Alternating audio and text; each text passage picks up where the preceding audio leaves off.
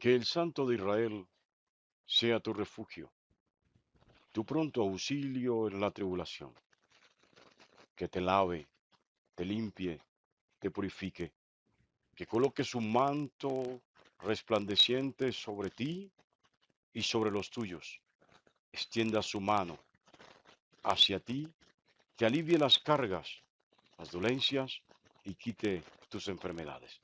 Dios te bendiga grandemente en esta maravillosa y preciosa mañana. Estamos en la primera carta a los Corintios, en el capítulo 15.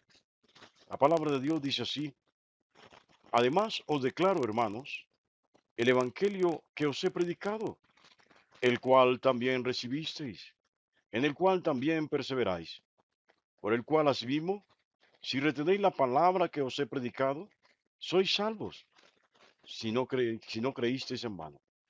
Porque primeramente os he enseñado lo mismo eh, que yo recibí, que Cristo murió por nuestros pecados, conforme a las Escrituras, y que fue sepultado y que resucitó al tercer día, conforme a las Escrituras, y que apareció a Cefas y después a los 12. Después apareció a más de 500 hermanos a la vez, de los cuales muchos viven aún y otros ya duermen. Después apareció a Jacobo, después a todos los apóstoles y al último de todos, como un motivo, me apareció a mí. Que Dios bendiga su santa y preciosa palabra. Bueno, mis amados, llegamos al tema de la resurrección. Este es el tema de la gran discusión histórica. ¿Y por qué es una discusión, un debate histórico? Porque la resurrección de Jesús es histórica. Y cuando digo que es histórica, estoy diciendo que realmente sucedió. Y en este caso hay que resaltar, sucedió lo que nadie esperaba que sucediese, sí, lo que nadie anhelaba, soñaba que sucediese. Jesús realmente resucitó. Y déjeme de manera anticipada decirle, sin la resurrección de Jesús, no habría fe. Tengo que exponérselo de esta manera. Antes de Jesús, muchos líderes se autoproclamaron Cristos. Y también después de él. Pero en realidad, estos nombres prácticamente desaparecieron de la historia.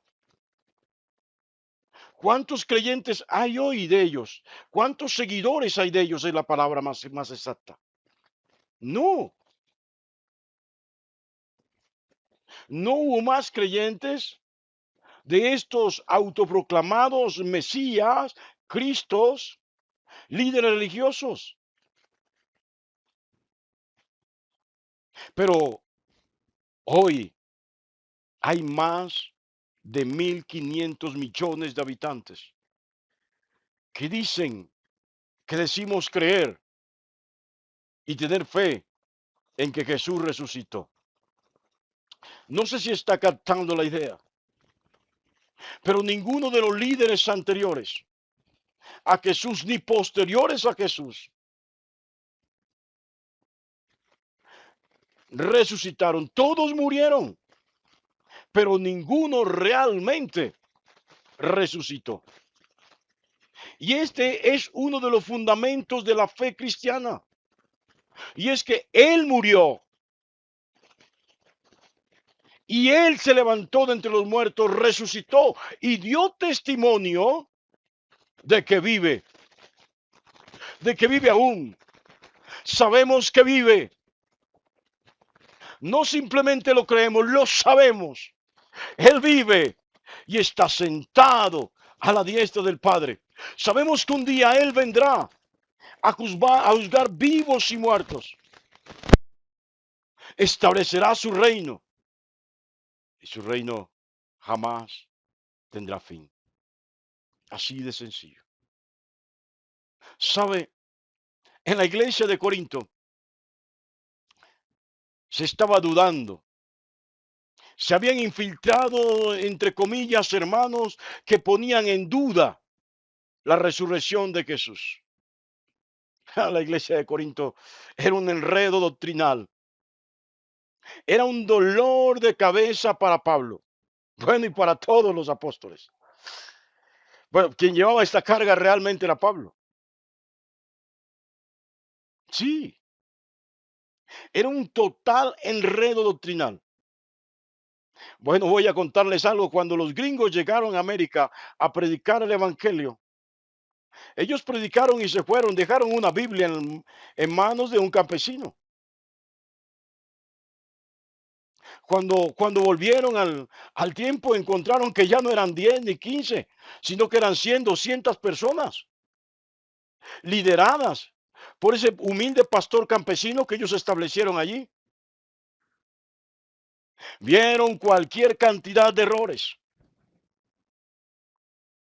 doctrinales en la enseñanza de este líder, pero no le dieron valor, le dieron más importancia al número de creyentes que al verdadero fundamento que había en ellos. Sí, volvieron a irse, mandaban dinero y las iglesias seguían creciendo. Bueno, no quiero hablar mal de nadie, pero ese es el caso particular de los movimientos pentecostales. La iglesia evangélica es producto, llámese como se llame, de los movimientos pentecostales. Sí. Y entonces, de manera consecuente con esto, la iglesia fue creciendo con una cantidad de errores doctrinales tremendos, al punto que se dividieron y que hay cualquier cantidad de denominaciones hoy, más por lo doctrinal que por otras cosas. Y es lo que Pablo está atacando directamente en la iglesia de Corinto. Pablo, yo le dije antes en algún audio, Pablo no quería división en la iglesia. Pero en la iglesia habían unos que se habían metido a hablar acerca de la resurrección de Jesús y decían que Jesús no resucitó en cuerpo físico. Más adelante vamos a hablar de esto, sino que resucitó como un espectro, como un fantasma, que lo que los demás vieron fue un fantasma. Mentiras del diablo. Cuando Jesús se apareció a sus apóstoles, no estaba Tomás entre ellos. Tomás no estaba allí. Y Tomás dijo lo que muchos dirían hoy: si no lo veo con mis propios ojos, si no meto mis dedos en su costado y en sus llagas, yo no voy a creer eso. Y luego posteriormente Jesús se le manifestó a ellos y ahí estaba Tomás.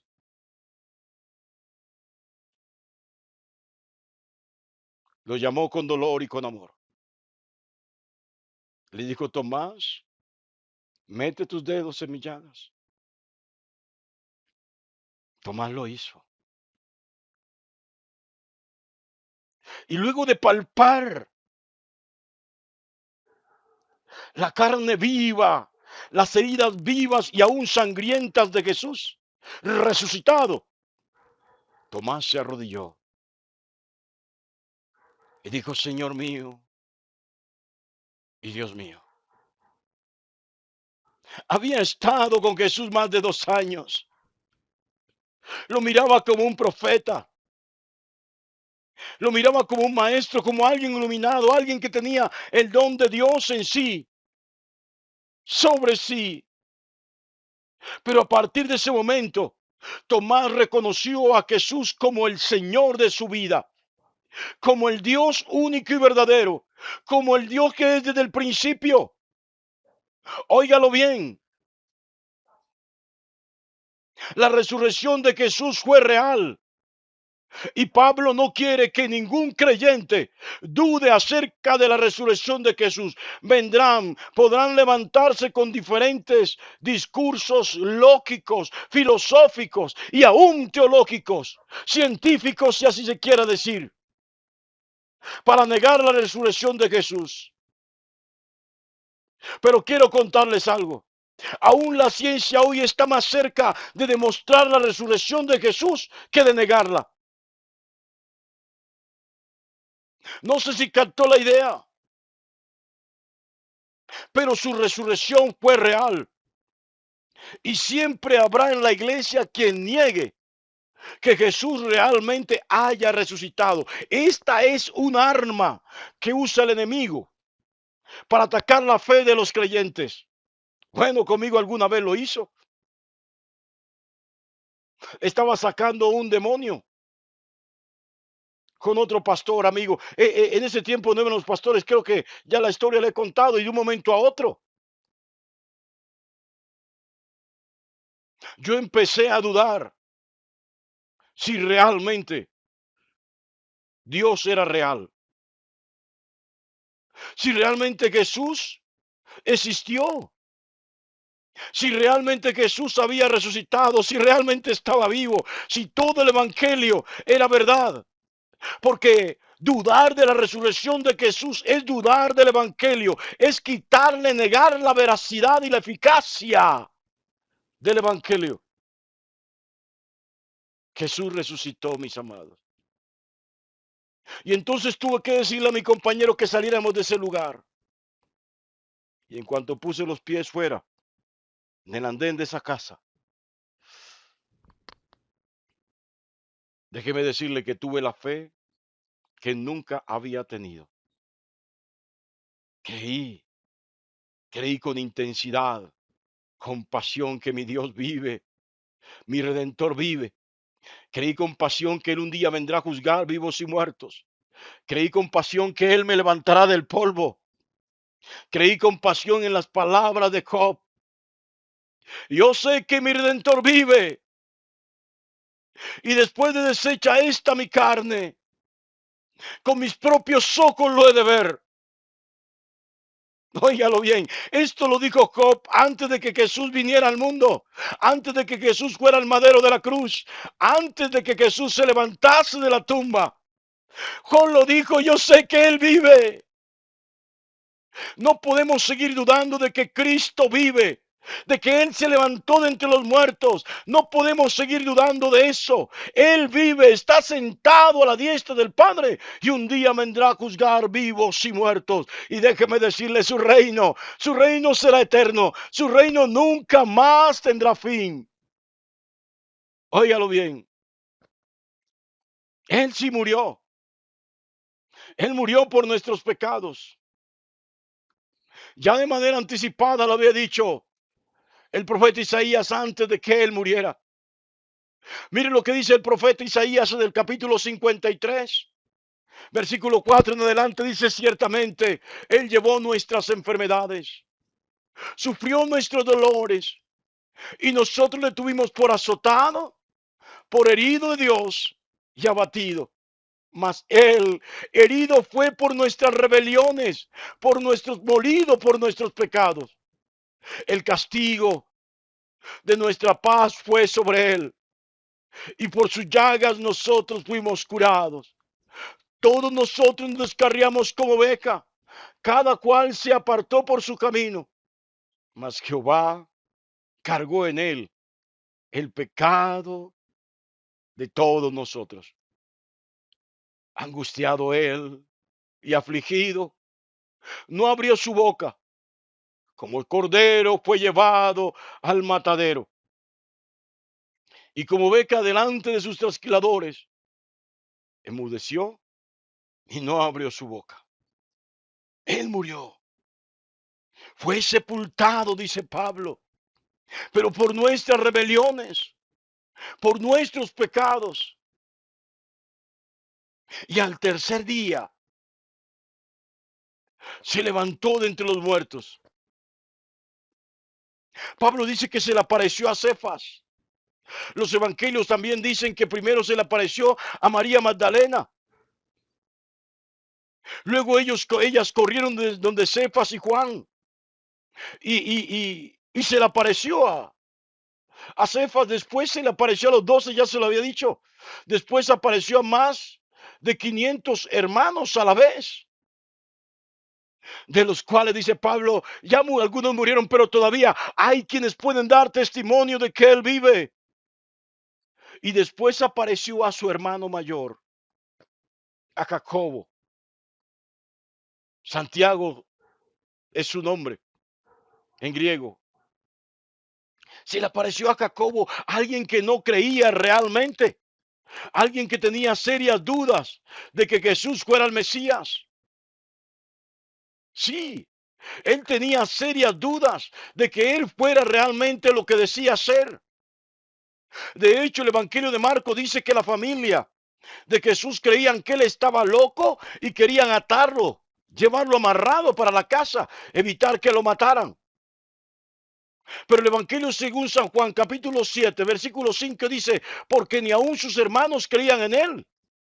Pero aquí vemos que se le apareció a uno de sus hermanos, a Jacobo, y Jacobo, Santiago, vino a ser el obispo. No Pedro, de la iglesia de Jerusalén. Vino a ser el obispo de la iglesia de Jerusalén. ¿Y cómo escribe él en su carta? La carta llamada la carta de Santiago, hablando de la redención de Jesús, de la resurrección de Jesús. Y dice Pablo, después de todos, después a todos los 12, y el último de todos, como un abortivo, se me apareció a mí. Sí, Pablo va a defender un poquito ahora su ministerio apostólico. No se creía pastor, simplemente consideraba que era apóstol. Y dice como un abortivo, porque él no estuvo entre los 12, él no era de los 12. Él conoció a Jesús ya resucitado. Y Jesús lo llamó cuando ya él había resucitado.